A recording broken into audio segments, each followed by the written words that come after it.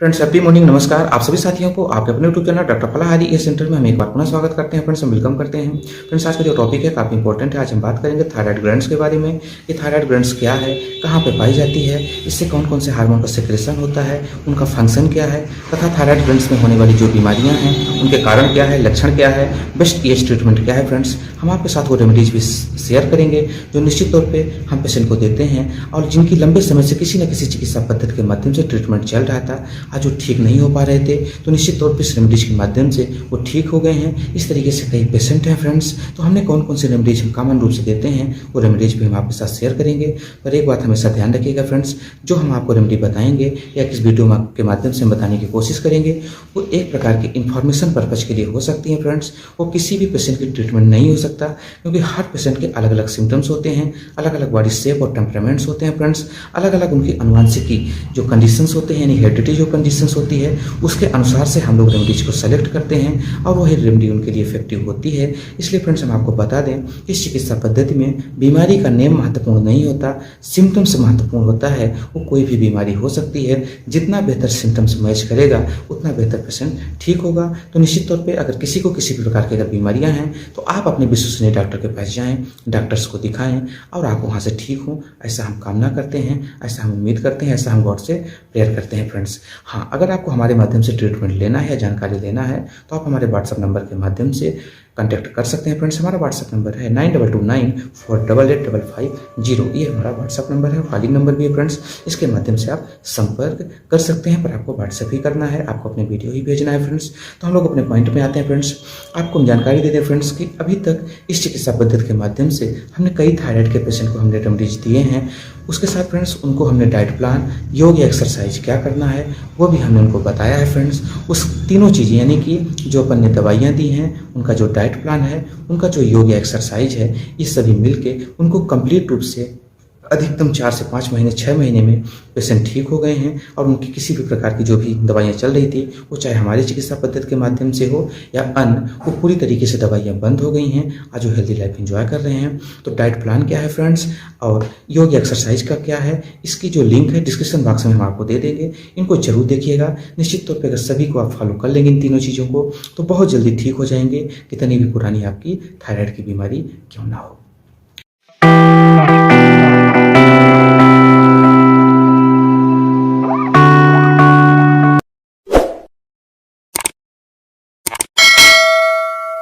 तो फ्रेंड्स आइए हम लोग इसके बारे में बात करते हैं। उसके पहले आप चैनल में नए हैं तो चैनल को सब्सक्राइब जरूर कर लीजिए, बेल आइकन को ऑन कर लीजिए। वीडियो अच्छा लगे तो लोगों तक जरूर पहुंचाइए फ्रेंड्स, जिससे लोगों को इस बीमारी के प्रति, इस थायराइड ग्लैंड्स के प्रति जागरूकता हो, सही जानकारी हो सके, अवेयरनेस आए और इस बीमारी को नेचुरल तरीके से कैसे ठीक करें वो भी उनको जानकारी हो सके फ्रेंड्स। तो फ्रेंड्स इसलिए हम उम्मीद करते हैं कि वीडियो आपको अगर अच्छा लगेगा ही तो लोगों को आप जरूर पहुंचाइएगा, इसमें संकोच नहीं कीजिएगा फ्रेंड्स। तो आइए हम लोग शुरुआत करते हैं फ्रेंड्स। थायराइड है क्या?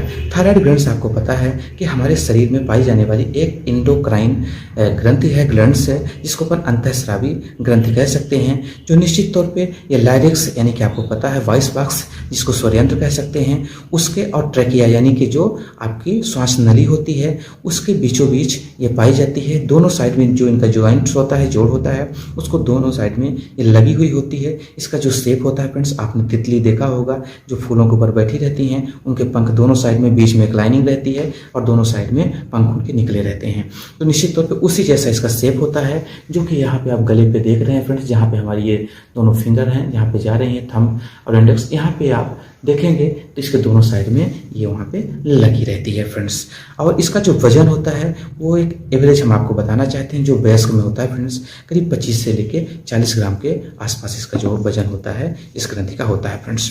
अब बात करेंगे फ्रेंड्स कि थायराइड ग्रंथि ये करती क्या है फ्रेंड्स। जैसे हम आप भोजन करते हैं तो ये 2 प्रमुख हार्मोन बनाने के लिए यानी कि T3 और T4 को बनाने के लिए, इस हार्मोन को डेवलप करने के लिए जो हम आप भोजन करते हैं उससे आयोडीन को क्या करती है, यूटिलाइज कर लेती है, यानी कि आयोडीन को ले लेती है और उससे T3 और T4 को बनाने के लिए यह कार्य करना शुरू कर देती है फ्रेंड्स। अब हम बात करेंगे T3 और T4। T3 का जो फुल फॉर्म होता है फ्रेंड्स, पहले हम आपको बता दें, ये T3 का मतलब होता है ट्राई और टी का मतलब जैसे यहाँ से है, T3 का मतलब ट्राई और T4 का मतलब होता है टेट्रा। ट्राई का मतलब 3 और टेट्रा का मतलब 4। ये केमिस्ट्री का टर्म है फ्रेंड्स। तो निश्चित तौर पे जैसे मोनो, डाई, ट्राई, टेट्रा, पेंट्रा, इस तरीके से इसका एक मेजरमेंट्स होता है। तो ये T3 का मतलब होता है ट्राई आयोडोथायरोनिन और T4 का मतलब होता है ट्राई यानी कि 4 आयोडोथायरोनिन। तो फ्रेंड्स ये निश्चित तौर पे आप समझ गए होंगे। एक बार हम पुनः रिपीट कर देते हैं। T3 का फुल फॉर्म होता है ट्राई आयोडोथायरोनिन और T4 का मतलब होता है टेट्रा आयोडोथायरोनिन। तो ठीक है फ्रेंड्स, ये दो प्रकार के जो हार्मोन्स होते हैं इनको हमारी जो थायराइड ग्लैंड्स होती है वो इनका सेक्रेशन करती है। अब हम बात करेंगे इनका फंक्शन क्या है। फ्रेंड्स जैसे हम भोजन करते हैं, किसी भी प्रकार का हम जो भी भोजन लेते हैं तो उनको ये एनर्जी के रूप में कन्वर्ट करने के लिए ये दोनों हार्मोन एक्टिव हो जाते हैं और निश्चित तौर पे हमारी मेटाबॉलिक फंक्शन के ऊपर इनका बहुत बड़ा रोल है और हमारे पाचन क्रिया को ये संपन्न करने में काफ़ी हेल्पफुल है। फ्रेंड्स आपको बता दें कि फैट, प्रोटीन और कार्बोहाइड्रेट को इस शरीर के अंदर बैलेंस करते हैं, इनकी मात्रा को कम कर देते हैं, इनके मेटाबॉलिज्म के ऊपर इनका बहुत बड़ा रोल है फ्रेंड्स। इसके साथ हम आपको बता दें कि जो हमारा ब्लड है, ब्लड में शुगर लेवल यानी कि शर्करा लेवल जो होता है और कोलेस्ट्रॉल लेवल को भी ये नियमित करते हैं, उनको बढ़ने नहीं देते ये दोनों हार्मोन। तो निश्चित तौर पे ये और हमारे आरबीसी यानी कि रेड ब्लड कार्ब सेल्स के भी डेवलपमेंट में, निर्माण में भी ये काफ़ी हेल्पफुल हार्मोन्स होते हैं फ्रेंड्स आगे हम बात करेंगे कि ये जो T3 और T4 है, इनका जो कंट्रोलर है, जैसा कि आपको पता है सभी ग्रंथियों का कंट्रोलर जो होता है वो पिट्यूटरी ग्लैंड्स, जिसको अपन पीयूष ग्रंथि कहते हैं, जो निश्चित तौर पे हाइपोथैलेमस यानी कि हमारे मस्तिष्क में हाइपोथैलेमस के नीचे ये मटर के दाने के समान एक उभार होता है, उसी को अपन पीयूष ग्रंथि कहते हैं। और वह ग्रंथि सभी ग्रंथियों का नियमन करती है, कंट्रोल करती है, सभी ग्रंथियों को समय समय पर वो स्टिमुलेट करती रहती है। तो फ्रेंड्स आपको बताना चाहते हैं कि जैसे कि आपका टेस्टोस्टेरोन हो गया, टेस्टिस हो गया, ओवरी हो गया, थायराइड ग्लैंड्स हो गया, इस तरीके से और भी जो ग्रंथियां हैं सभी का जो कंट्रोलर होता है वो पिट्यूटरी ग्लैंड्स होता है। इसीलिए पिट्यूटरी ग्लैंड को मास्टर ग्लैंड्स भी कहा जाता है फ्रेंड्स।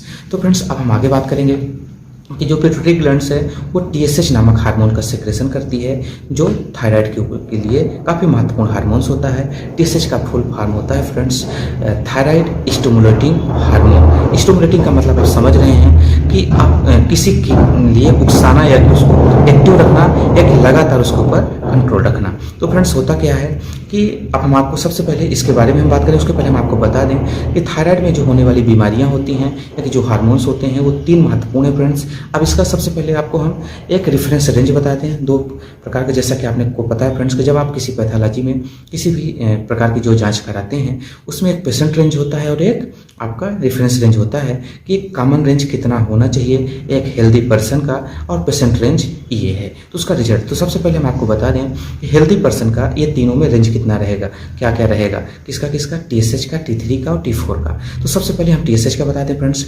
जो TSH होता है जैसा कि आपने बताया कि थायराइड स्टिमुलेटिंग हार्मोन है और इसका जो नॉर्मल रेंज है फ्रेंड्स वो है 0.5 to 4.1 मिली यूनिट पर डेसीलीटर के हिसाब से इसको मेजर किया जाता है फ्रेंड्स। यानी कि कहा जाए कि 0.5 से लेके 4.1 के अंदर अगर है तो निश्चित तौर पे आपको TSH आपका सही है। इसी प्रकार से T3 का अपन बात करें फ्रेंड्स तो ये 100 to 200 नैनोग्राम पर डेसीलीटर के हिसाब से इसका मेजर किया जाता है। अगर 100 से लेके 200 नैनोग्राम पर डेसीलीटर के बीच है तो निश्चित तौर पे सही रेंज है। इसी प्रकार से फ्रेंड्स अपन T4 पे आते हैं। तो T4 का जो रेंज है वो है 5 से लेके 12 तक, यानी कि 5 to 12 माइक्रोग्राम पर डेसीलीटर के हिसाब से इसका मेजर किया गया है। अगर इतना है तो आप सही हैं, आप फिट हैं फ्रेंड्स। अब आगे हम बात करेंगे फ्रेंड्स कि इन्हीं के डिसबैलेंस हो जाने के बाद अगर ये जो हार्मोन्स हैं ये डिसबैलेंस हो जाते हैं तो निश्चित तौर पे वो बीमारी के रूप में हमें आपको देखने को मिलती है फ्रेंड्स। तो फ्रेंड्स हम आपको यहाँ पे बताना चाहते हैं कि होता क्या है कि जब ये नॉर्मल रेंज से ज़्यादा, यानी कि कई बार आपने देखा होगा कि जब T3 या T4 जब उनका जो नॉर्मल रेंज है उससे ज़्यादा जब इनका सेक्रेशन बढ़ जाता है, जो भी इनका नॉर्मल रेंज है कई बार इनका जो सेक्रेशन है उससे ज़्यादा हो जाता है, तो इस कंडीशन में जो TSH का जो सेक्रेशन है वो कम हो जाता है। तो फ्रेंड्स इसको आप समझिएगा, जैसे T3 और T4 का सेक्रेशन ज़्यादा हो जाएगा तो जो पिट्यूटरी ग्लैंड्स होती है वो क्या करती है कि जो TSH का सेक्रेशन वो क्या कर देती है, ऑटोमेटिक वो कम कर देती है। तो जब कम कर देती है इस कंडीशन में निश्चित तौर पे दोनों तरीके से हार्मोन आपके डिसबैलेंस हो गए, इधर T3 T4 का ज़्यादा हो गया और उधर TSH कम हो गया। इस कंडीशन में अपन हाइपरथायरॉयडिज्म इसको कहते हैं फ्रेंड्स। हाइपर का मतलब क्या हो जाता है, ज़्यादा, हाइपो का मतलब क्या हो जाता है, कम, और हाइपर का मतलब ज़्यादा, यानी कि इन हार्मोन्स का T3 T4 का सेक्रेशन बढ़ गया और TSH का कम हो गया। इस कंडीशन को अपन हाइपरथायरॉयडिज्म कहते हैं फ्रेंड्स। और ये बीमारी थोड़ा सा कम होती है, सबसे ज़्यादा हाइपोथायरॉयडिज्म आपको देखने को मिलती है फ्रेंड्स। हाँ, यहाँ पे हम आपको जानकारी देते हैं कि बीमारी पुरुषों की अपेक्षा महिलाओं में बहुत ज़्यादा होती है। ऐसा नहीं पुरुषों में नहीं होती, पुरुषों में भी होती है, पर पुरुषों की अपेक्षा यानी कि मेल की अपेक्षा फीमेल में ये बीमारी ज़्यादातर थायराइड से संबंधित बीमारी देखने को मिलती है फ्रेंड्स। अब आगे बात करेंगे फ्रेंड्स कि जैसा कि अपन ने बताया सेम अभी उसके उल्टा कर देते हैं, जैसा कि अपन ने हाइपर में बताया उसके सेम उल्टा। अब उसमें क्या था, T3 और T4 का सेक्रेशन ज़्यादा हो गया था, TSH का कम हो गया था। अब यहाँ पे क्या होगा, T3 T4 का सेक्रेशन कम हो जाएगा और TSH का सेक्रेशन ज़्यादा हो जाता है। क्योंकि फ्रेंड्स आपको पता है कि T3 T4 का सेक्रेशन जैसे कम हो जाएगा, उस दौरान जो अपनी पीयूष ग्रंथि यानी कि जो पिट्यूटरी ग्लैंड्स है, मास्टर ग्लैंड्स है, वो TSH को नामक हार्मोन को सेक्रेशन बढ़ा देगी और वो आके इनको स्टिमुलेट करेगी, इनको प्रेशर करेगा कि आप अपना सही जो लेवल है, जो आपका सही हार्मोन बनाने की प्रक्रिया है, उसको बना के रखो। उस कंडीशन को अपन हाइपोथायरॉयडिज्म कहते हैं और ये बीमारी ज़्यादातर देखने को मिलती है फ्रेंड्स। इनके ऊपर ऑलरेडी हमारा एक सेपरेट वीडियो बन चुका है हाइपर और हाइपो के ऊपर, आप उनको देख लीजिएगा हमारे पुराने वीडियो में जाके। लेकिन फ्रेंड्स अब हम आपको बताएंगे इनके लक्षण क्या क्या देखने को मिलेंगे। यदि किसी को बीमारी है तो निश्चित तौर पर कई प्रकार के सिम्टम्स देखने को मिलेंगे, लेकिन हम आपको बताना चाहते हैं कि कोई भी जो सिम्टम्स हम आपको बताएंगे वो किसी बीमारी के पर्टिकुलर किसी बीमारी के लक्षण नहीं हो सकते हैं, वो किसी और भी कारण की वजह से या कि किसी और बीमारी के भी संकेत हो सकते हैं। इसलिए जो लक्षण होते हैं ये एक प्रकार के इंडिकेटर होते हैं, ना कि ये किसी चीज़ को आइडेंटिफाई कर सकते हैं कि बीमारी आपको है ही है। बीमारी आपको है या नहीं, इसके लिए जब आप जांच कराते हैं तभी वो आइडेंटिफाई कई बार हो पाती है फ्रेंड्स, या कि जब सिम्टम्स के आधार पे हम लोग ट्रीटमेंट करते हैं तो वो ठीक हो पाती हैं। तो फ्रेंड्स इसमें लक्षण आपको देखने को मिलेगा, सबसे पहला एंजाइटी, उनको चिंता बहुत ज़्यादा, इरिटेबिलिटी, चिड़चिड़ापन। इसके साथ फ्रेंड्स आपने देखा होगा कि बहुत ज़्यादा पसीना आना, एक्सेस स्वेटिंग होना। इसके साथ फ्रेंड्स आपने देखा होगा कि हाथ पैर में उनके झुंझुनाहट देखने को मिलेगी, नमनेस देखने को मिलेगा, स्टिफनेस देखने को मिलेगा, स्पास्मोटिक कंडीशन भी आपको देखने को मिल सकती है। ये कई प्रकार के सिम्टम्स आपको देखने को मिलेंगे। बालों से संबंधित समस्या, बाल का झड़ना शुरू हो जाएगा। इसके साथ फ्रेंड्स उनका जो भूख है वो कई बार बहुत ज़्यादा है, कई बार बहुत कम भी लगना शुरू हो जाती है। ये भी सिम्टम्स आपको देखने को मिलेगा फ्रेंड्स। अक्सर देखा गया है कि जिनको हाइपरथायरॉयडिज्म हो जाता है फ्रेंड्स, उनका वजन लगातार कम होना शुरू हो जाता है, और जिनको हाइपोथायरॉयडिज्म होता है उनको निश्चित तौर पे उनका वजन कई बार बढ़ना भी शुरू हो जाता है। ये कई प्रकार के आपको सिम्टम्स देखने को मिलते हैं फ्रेंड्स। इसके साथ उनको बहुत ज़्यादा घबराहट, उनको चक्कर आना शुरू हो जाता है फ्रेंड्स। उनको अच्छे से जो उनका डाइजेशन सिस्टम है वो ठीक नहीं होता। महिलाओं में गायनिक संबंधी समस्या आ जाती है, शरीर में भारीपन आ जाता है, स्किन डिसीजेस होना शुरू हो जाती हैं। इस प्रकार से कई सिम्टम्स आपको देखने को मिल सकते हैं। अब हम बात करेंगे फ्रेंड्स इनके जो कारण है, कारण क्या हो सकते हैं फ्रेंड्स। तो जैसा कि हम हर बार कहते हैं फ्रेंड्स कि सबसे पहला कारण किसी चीज़ का हो सकता है फ्रेंड्स, वो है deficiency of oxygen, deficiency of antioxidant, deficiency of natural diet. यानी कि जो हमारी नेचुरल डाइट्स है उनको हम प्रॉपर नहीं ले पाते, हम सेडेंटरी लाइफ जी रहे हैं फ्रेंड्स। नेचुरल डाइट क्या है फ्रेंड्स, नेचुरल डाइट ये है फल है, रा फल और रा वेजिटेबल्स, यानी कि कच्चे फल और सब्जियों को निश्चित तौर पे आप देखेंगे कि अब हमारे आप से दूर होता चला जा रहा है। पर प्रकृति ने दो ही सेल्स बनाई है, एनिमल सेल्स और प्लांट सेल्स। तो निश्चित तौर पे हम लोग एनिमल सेल्स में आते हैं, हम लोग पेड़ पौधे से बनी चीज़ों को उसी फार्म में हम खाते हैं। लेकिन बढ़ती हुई सभ्यता में तली भुनी हुई चीज़ें खाना, पकाई हुई चीज़ें, फैक्ट्री की चीज़ें खाना, लेकिन एकदम कच्ची चीज़ों से दूर हो जाना। तो निश्चित तौर पे जो आप खा रहे हो तो खाना चाहिए, उसके बिना शायद आप नहीं रह पाएंगे। पर निश्चित तौर पे कुछ न कुछ नेचुरल चीज़ों को, कच्ची चीज़ों को सलाद के रूप में खाना खाने के पहले लेना चाहिए। कच्चे फल भी लेना चाहिए फ्रेंड्स, कच्चे या पके जिस भी फार्म पे हो उसको आप लेना चाहिए फ्रेंड्स। तो निश्चित तौर पे ये बहुत अच्छा रहता है। तो इसका कारण ये भी हो सकता है फ्रेंड्स। कोई परफेक्ट, जैसा कि अपन ने बताया कि कोई भी परफेक्ट ये कारण नहीं हो सकते हैं, पर लगभग 98% यही कारण होते हैं जिसको हम आप चाह के बचा सकते हैं और ठीक हो सकते हैं फ्रेंड्स। इसके साथ हेरिडिटी भी हो जाती है, यानी कि अनुवांशिकी भी समस्या हो जाती है। जिनको कहीं ना कहीं उनके पूर्व में किसी को रहा हो, उनके दादा दादी है ना, मम्मी पापा, इस तरीके से किसी को रहा हो, उसके भी कारण कई बार देखने को मिलते हैं फ्रेंड्स। इसके साथ लग्जेरियस और सेडेंटरी लाइफ, यानी कि खूब चीज़ें ऐसी ऐसी खाना, फैक्ट्री की चीज़ें, पैक्ड चीज़ें, तली भुनी चीज़ें, फास्ट फूड चीज़ें खाना, लेकिन फिजिकल एक्टिविटी बिल्कुल ना करना, बैठे रहना, शरीर से बिल्कुल पसीना ना निकलना, ये भी कई बार कारण हो सकते हैं फ्रेंड्स।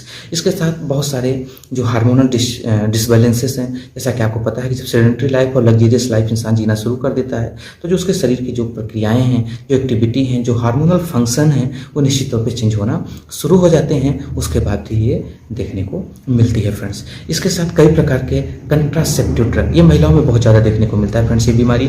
और निश्चित तौर पे जो कंट्रासेप्टिव ड्रग्स यानी कि गर्भ निरोधक दवाएं हैं, वो पिल्स हैं, किसी भी रूप में वो लंबे समय से ले रही हैं तो भी इनको बीमारी देखने को मिलती है फ्रेंड्स। तो निश्चित तौर पे इन चीज़ों से भी अपने को बचना पड़ेगा फ्रेंड्स। इसके साथ लंबे समय से किसी प्रकार का ड्रग का सेवन करना, एल्कोहलिज्म का सेवन करना, और जैसा कि अपन ने बताया फ्रेंड्स कि फिजिकल एक्टिविटी बिल्कुल ना करना, ये कई प्रकार के कारण हो सकते हैं। खाने में जो आयोडीन होता है, कई बार उसका कम या ज़्यादा हो जाना भी इसका कारण बन जाता है फ्रेंड्स। तो ये हमने मेन कारण बताने का कोशिश किया है। और निश्चित तौर पे जिनको ये समस्या नहीं है उनको बचे रहने के लिए फ्रेंड्स जो भी हमने कारण बताया है सेम इसके उल्टा करना है, यानी कि प्रॉपर उनको एक्सरसाइज करना है, नेचुरल डाइट को फोकस करना है फ्रेंड्स। जो भी ड्रग्स है, अल्कोहल है, इन सभी चीज़ों से दूरी बनाना है। जो सेडेंटरी लाइफ, लग्जरियस लाइफ जी रहे हैं तो उसमें भी परिवर्तन लाएं। कम से कम 1 घंटा 2 घंटा निश्चित तौर पर एक्सरसाइज सबको करना चाहिए फ्रेंड्स, क्योंकि आपको पता है कि आयुर्वेद की जो त्रिस्तंभ है यही कहता है कि अच्छा खाना खाएं, अच्छा एक्सरसाइज होना चाहिए और अच्छा आराम करना चाहिए। अगर तीनों में से हम एक चीज़ को कमी कर देते हैं तो निश्चित तौर पर हम बीमारी के कारण बन सकते हैं। अब आइए फ्रेंड्स हम बात करते हैं कि अगर किसी को बीमारी हो ही गई है तो उसको अपन कैसे बचा सकते हैं, कैसे ठीक कर सकते हैं, जो अपने पास थेरेपी है। तो फ्रेंड्स आपको हम बताना चाहते हैं कि एक 100 ml बॉटल के माध्यम से हम आपको समझाएंगे कि इसमें आपको क्या करना है फ्रेंड्स। कि एक टिंचर्स आता है, मदर टिंचर का मतलब मुख्य अर्घ, सिंपल सी बात है फ्रेंड्स। उसको आपको लेना है, किस किस चीज़ को लेना है, फ्यूकस बेसिकुलोसिस, फाइटोलाका बेरी, फाइटोलाका टेकेंड्रा और फ्यूकस रिलीजियोसा, फिकस बेसिकुलस और फ्यूकस लेजियोसा, इनको आपको लेना है। इसमें चारों को एक साथ आप मिक्स कीजिए 100 ml बॉटल में। इनका टिंचर ले लीजिए, उसको लगभग 15 से 20 स्टॉक इस तरीके से कर दीजिए और सुबह दोपहर शाम 30 बूंद आपको ये पीना है, पहला। और दूसरा जो हमारी एज ट्रीटमेंट है फ्रेंड्स, उसको आपको करना है फ्रेंड्स कि उसमें से 3 रेमडीज बहुत इंपॉर्टेंट रेमडी है। यस1 जो कि स्क्रोफुलोसिस मेटाबॉलिक डिसऑर्डर के लिए है, शरीर फ्लावी हो, हेल्दी हो, बहुत ज़्यादा भारी हो, बहुत ज़्यादा खाने वाला हो, उसके लिए रेमडी काम करती है फ्रेंड्स। इसके साथ C5, अगर ग्वाइटर हो गया हो, यहाँ पे गठान पड़ गई हो, उसके लिए C5 काम करेगा। और आयोडीन को बैलेंस करना, हार्मोन को बैलेंस करना, L1 काम करेगा यानी कि लिम्फेटिको ग्रुप, C यानी कैंसरसो ग्रुप हो गया। इसके साथ A3 यानी कि एंजिगाइटो ग्रुप। इन चारों का आपको D3 डाइल्यूशन लेना है और इसी में 5-5 बूंद डालना है। किसका किसका friends, S1, C5, L1, A3 को आप इसमें लीजिए और तीनों का आप 5-5 बूंद, चारों का 5-5 बूंद डालिए। इसमें आपके पास बिस्लरी वाटर उसको डाल दीजिए, या कि आपके पास आशुद्ध जल यानी कि डिस्टिल वाटर उसको डाल दीजिए। 50 स्टॉक दीजिए और इस तरीके से 50 स्टॉक दीजिए। फिर 1 लीटर पानी लीजिए, उसको बॉयल कीजिए, नॉर्मल टेम्परेचर में ला लीजिए, उसमें इसको 15 से 20 बूंद डालिए। फिर उस बॉटल का भी 50 स्टॉक दीजिए। पेशेंट जब पानी पियेंगे यही पानी पियेंगे कुछ दिनों के लिए, उसके बाद आप देखेंगे बहुत तेजी के साथ आराम होना शुरू होगा फ्रेंड्स। इसके साथ YEC5 और L1 का एक कॉम्बिनेशन आपको इसी तरीके से तैयार करना है। उसको यहाँ पे कंप्रेस करना है, दिन में 3 से 4 बार ऐसे कपड़े में ले लें, हाथ में यहाँ लगाना है। और इसके साथ साथ उनको राइट साइड यानी कि चेस्ट के नीचे जहाँ लीवर रीजन होता है वहाँ भी लगाना पड़ेगा फ्रेंड्स। अगर आप ऐसा करते हैं तो आप देखेंगे कि पेशेंट बहुत तेजी से ठीक होना शुरू हो जाएगा और लगभग जल्दी से जल्दी 3 से 4 महीने, 5 महीने, 6 महीने में उसको जो बीमारी थी उसको सारे सिम्टम्स दूर हो जाएंगे और पेशेंट ठीक हो जाएगा। इसके लिए डाइट प्लान और एक्सरसाइज या योग जो भी है उसको आपको फॉलो करना पड़ेगा। वो क्या है हम डिस्क्रिप्शन बॉक्स में लिंक दे देंगे, आप उसको जरूर देख लीजिएगा फ्रेंड्स। तो हम उम्मीद करते हैं वीडियो आपके लिए इन्फॉर्मेटिव है। वीडियो अच्छा लगा तो इसको लोगों तक जरूर पहुंचाइए। चैनल को सब्सक्राइब जरूर कर लीजिए फ्रेंड्स, बेल आइकन को ऑन कर लीजिएगा। वीडियो अच्छा लगे तो लाइक और शेयर जरूर करिए, जिससे लोगों में अवेयरनेस है, जागरूकता है और नेचुरल तरीके से अपने आप को ठीक कर सके फ्रेंड्स। तो हम मिलेंगे न्यू वीडियो के साथ, तब तक के लिए अनुमति दीजिए फ्रेंड्स, नमस्कार।